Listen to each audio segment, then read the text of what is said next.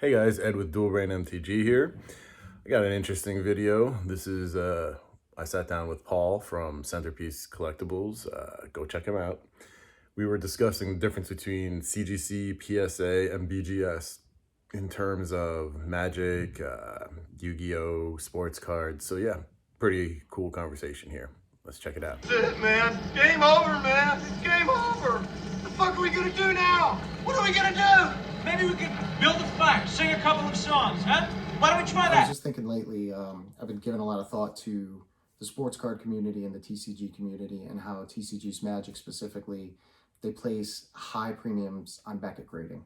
And it's the total opposite. yeah. In the sports card world, PSA is Or king. Pokemon even. PSA is king in those worlds. It's crazy that's the difference. And recently, a month or two ago, I sold a Jazam and a 9.5, right, for around a little north of $7,000. Okay. And like a week or two later, a PSA 10 sold for less than that, and I was floored. See, and that's where PSA does very well with Magic till about 9, and that seems to be like the turnover grade. Like PSA does better below that, and Magic does better above that. Well, I mean, BGS does better above that, because it's like I've seen some crazy 9.5 sales that 9s for PSA just don't get, and 10s. I mean, it says it on the label, gem mint for 10s and PSA, and for BGS 9.5s. People know, and even in the Pokemon world now, they know how very difficult it is to get a BGS 10 compared to a PSA 10. Like, let's just get that out. It's worlds apart, yeah. Freaking entire, it's a gulf. It's ridiculous. It's as vast as like the Marianas Trench. It's a world of a difference. It's 1%, right? Like something like that. One BGS 10 for every 100 PSA 10s. Literally, it's something like that. And then black labels. Don't even get me started. Yep. That's ridiculous to chase. But yeah, it's very interesting that it developed like that.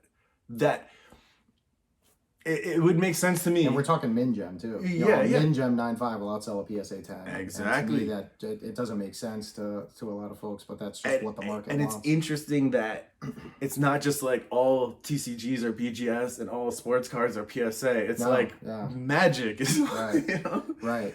I don't tell know. you, in the sports card world, if you have a min gem 9.5 and a PSA 10, the PSA 10 will sell for more than double the min gem BGS 9.5. See, that's such a huge difference. It's a huge double. And this is something it's hard to quantify too.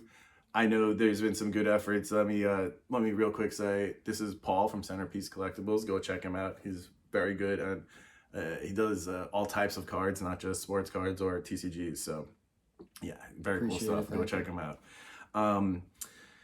Anyway, it's weird that it has developed like that. I think though that BGS was originally focused on sports, which is they give bad corner grades, and it seems like that's like a sports card grading company does that. We really don't have a company yet that kind of knows what they're doing when it comes to older Magic cards and like corner flips from Alpha and stuff.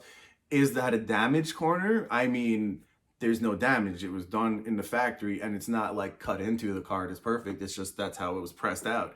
So is that damage? I don't know. How many are not going to have those? Very few. So these are things to consider. And some of these card companies, it's kind of rough. Like that's Beckett's weakest link right there, in my opinion, is their corner grades for Magic cards.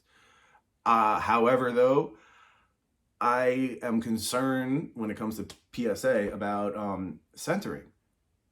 You can have a PSA 10 and not have perfect centering. I mean, that just like, is centering or is it not part of the goddamn grade? Yeah, usually PSA 10s are dead centered, but they can be off a hair. Isn't it like 60-40 is the allowable? They have a tolerance, yep. That's what I'm saying, though. Yep. The 10 shouldn't have a tolerance. Yep. I just don't think it should, and that kind of illustrates a little bit of the difference too, Yep, it's true. So We could play devil's advocate with BGS too, though. Like if you take painter's tape, I love playing this game. You take a 9.5, a 10, and a black label. If you have all three of those grade for the same card, cover up those labels, and you can find flaws on all three I was of those actually cards. when I got my my Beckett order, I looked at the grades between a 9 and 9.5. The centering was the difference, right? Yep.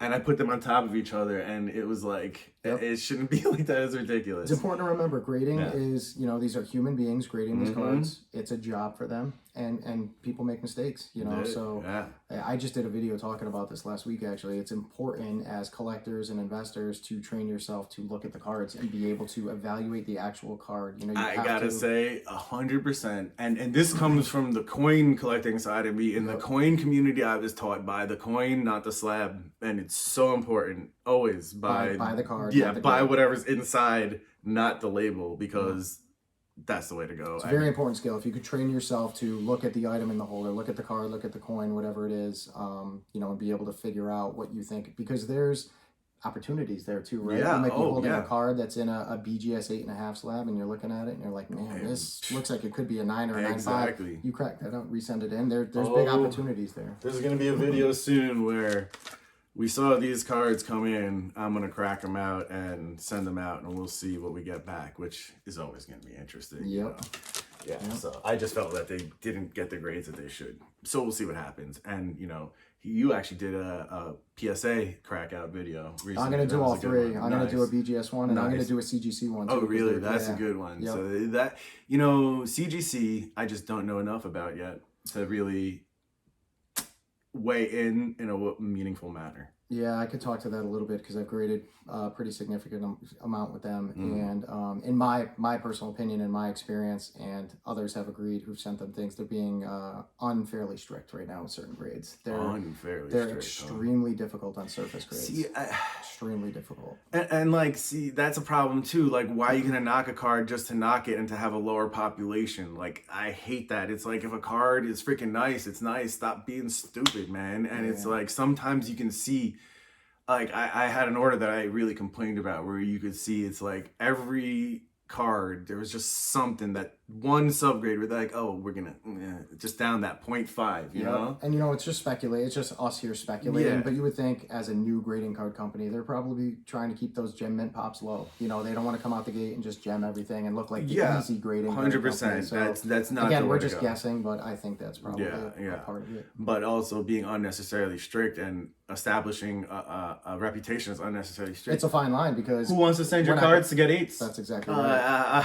Because I'm not sending them anything more, because I feel like they're not grading fairly, and you got to regrade it anyways, right? So time and money and the time. Nobody talks about the time value of your cards not being in your hands.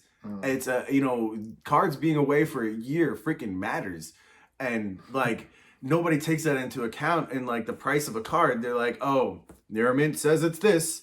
You paid, it's got this grade, and you paid this much for grading, so that's the price. If a guy comes up, I despise that approach. Yeah. It's like, it's like, okay, go buy the ungraded one. Prep it. How many are you gonna freaking? Then call me in 12 months when it comes back in 8.5. 8.5, exactly. Yep. How many do you have to buy to realistically get a 9.5 and guarantee yourself that? Go ask Gem Mint MTG. He loves to do videos like that. What's up, man? And this is an education for folks too. Like, if you can figure out, so we talked about a good skill is figuring out, being able to look at the card inside the holder and making your own determination. Another good skill to learn is figuring out the rarity of the card in the holder versus the population, right? Because there's guys that run around and buy low pop cards, but you have to understand, is it a low pop card because nobody graded it? Or is it a low pop card because it's rare and extremely difficult to grade, right? So that's exactly. There's a very big difference there, and we could go on and make arguments as to why certain common cards are actually just as crazy as certain rare cards, because they were mistreated and just thrown to the side. So nobody saved commons back in the day. Who freaking cared? Throw them into a box. So high grades of some of that. That's actually was kind of my bread and butter where I started. I bought Arabian Nights packs knowing that they were likely searched. I was just relying on the grade of the commons and whatever rare I got, because that matters. Go look at those pop reports from Alpha Beta, some of those early sets, commons, uncommons, and rares. The pops are very comparable. Exactly. I understand the rares are they're lower print runs, but you know, when those grading pops now 30 years later are comparable, I mean, that's what you're talking about with rarity. Yeah, exactly. So anyway, this has been interesting. This is Ed with Dual Brain MTG, and Paul with Centerpiece Collectibles. if you liked what you saw, please go check him out and subscribe. If you aren't a subscriber already, please subscribe now. Comment, like, share, all that good stuff. Check out my Patreon. There might be something you like there. I'm trying to get more patrons so we can actually do some older box breaks. But we need kind of like a critical mass to get there. So come on, let's do this. And yeah, also, if you're going to buy any cards today, use my TCG Player affiliate link. It really helps, and it is free to use. And go check it out. I finally got my pins. All right, these are awesome. Send me an email if you're interested. All right, everybody, take care. Peace out.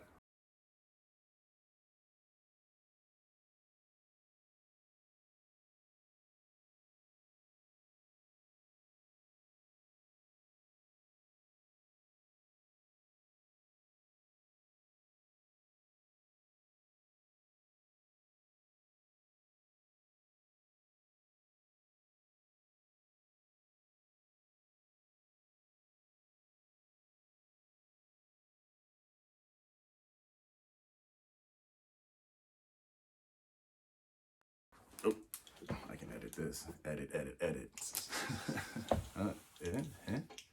I need this. Uh-oh, battery You died. fucker.